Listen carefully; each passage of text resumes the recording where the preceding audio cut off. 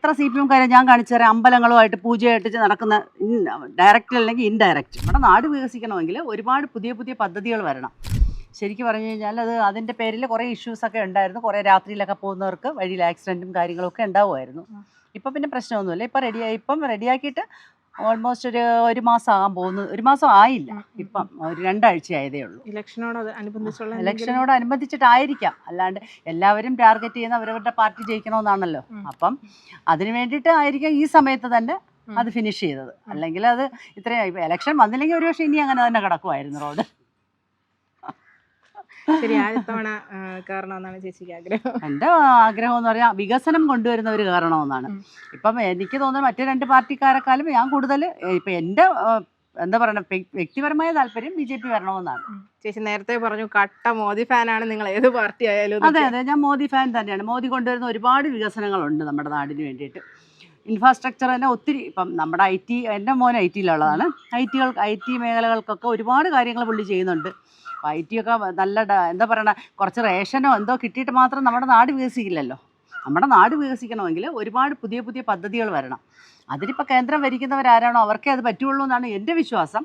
അപ്പോൾ അവർ തന്നെ വരണമെന്നാണ് ഞാൻ ആഗ്രഹിക്കുന്നത്.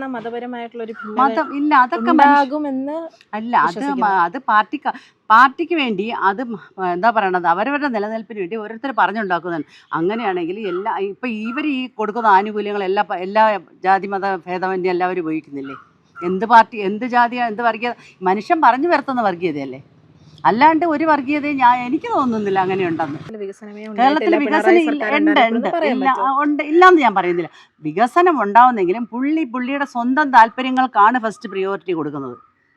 പുള്ളിക്ക് വർഗീയത എന്ന് പറയുന്നത്, ഞാൻ ചോദിക്കട്ടെ, പുള്ളിക്കാരൻ ഇപ്പോൾ എന്താണ് ശരിക്കും പറഞ്ഞു കഴിഞ്ഞാൽ പുള്ളിയുടെ മരുമകനെ സപ്പോർട്ട് ചെയ്യുന്നു. അവിടെ എന്തുകൊണ്ടത് അത് പുള്ളി മുസ്ലിംസ് ആയതുകൊണ്ടാണോ? അങ്ങനെയൊന്നുമില്ല. അങ്ങനെ ഇപ്പം ഈ CPM-ൽ തന്നെ ഞാനിപ്പോൾ എനിക്ക് ആ പാർട്ടിയൊന്നും ഒരിക്കലും ഞാൻ കുറ്റം, അവരും നല്ലത് ചെയ്തു. ഞാൻ ജീവിക്കുന്നത് കേരളത്തിൽ, അവർ ഭരിക്കുന്ന സ്ഥലത്താണ്. അപ്പോൾ അവരെ ഞാൻ കുറ്റപ്പെടുത്തി പറയുന്നതല്ല. ഇപ്പം CPM പാർട്ടിയിൽ തന്നെ ഞാൻ ചോദിക്കട്ടെ, കുറേ കാര്യങ്ങൾ ഞാൻ CPM പാർട്ടിയിൽ തന്നെ അവർക്ക് അമ്പലങ്ങളില്ല, വിശ്വാസങ്ങളില്ല. എത്ര CPM-കാരെ ഞാൻ കാണിച്ചു തരാം അമ്പലങ്ങളുമായിട്ട് പൂജയായിട്ട് നടക്കുന്ന ഡയറക്റ്റ് അല്ലെങ്കിൽ ഇൻഡയറക്റ്റ്. അപ്പോൾ എന്തിന് പിന്നെ അങ്ങനെ ഞങ്ങൾക്ക് അങ്ങനെയില്ല ഇങ്ങനെയില്ല എന്ത് പറയണം, നമ്മൾ അമ്പല വിശ്വാസം നിരീശ്വരവാദിയാണെന്നുള്ള രീതിയിൽ അവർ പറഞ്ഞിട്ട് അവർ കാണിക്കുന്നുണ്ട് സൈഡിൽ കൂടെ. അപ്പോൾ എല്ലാ മനുഷ്യർക്കും 2 വശങ്ങളുണ്ട്. നമ്മളോട് കാണിക്കുന്നതായിരിക്കില്ലല്ലോ പുറമേ.